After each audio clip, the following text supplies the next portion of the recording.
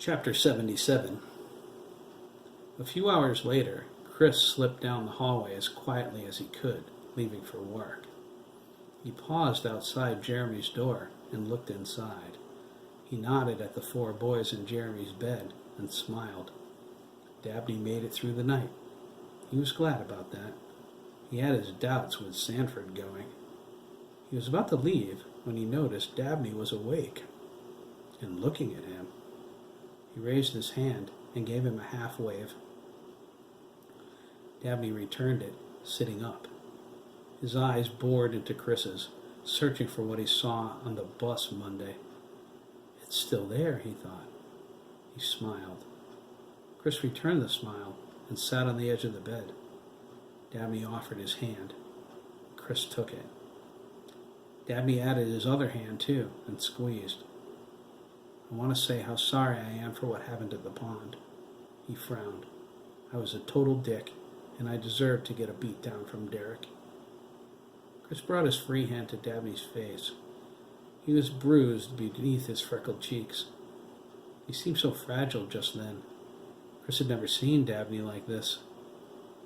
So unguarded and vulnerable. He thought he might want to hold him for a while and show him everything was okay.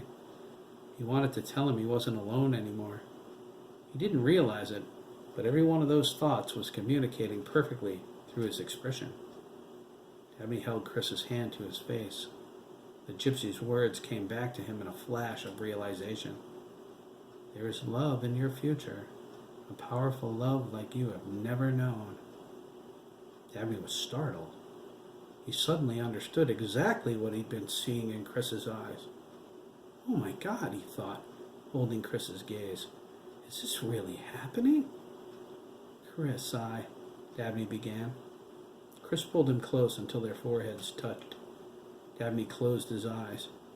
For the first time in his life, he dropped every one of his defenses and allowed his feelings to flow free. Chris whispered, It's all right, Dabs. I forgive you.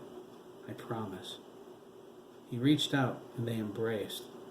It was a warm hug filled with what they were both feeling at that moment.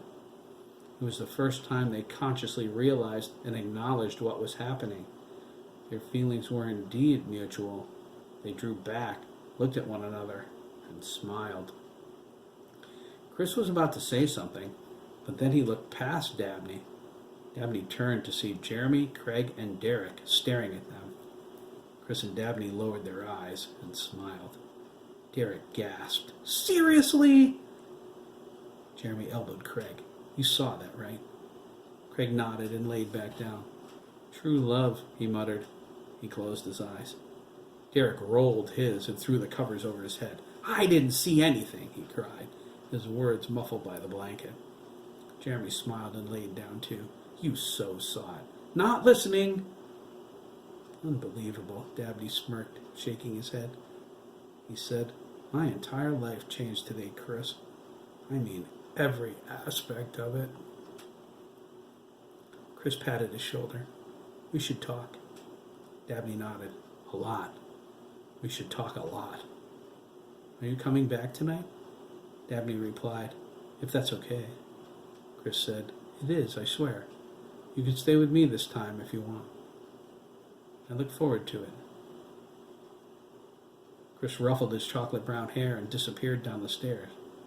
Dabney laid back. Jeremy snuggled into him as everyone got comfortable. Dabney did too. He felt warm and safe. He felt accepted and wanted. And as Jeremy sleepily put his arm around him and gave him a light squeeze, he felt loved. This is really happening, Dabney whispered. He closed his eyes and drifted back to sleep. He was smiling.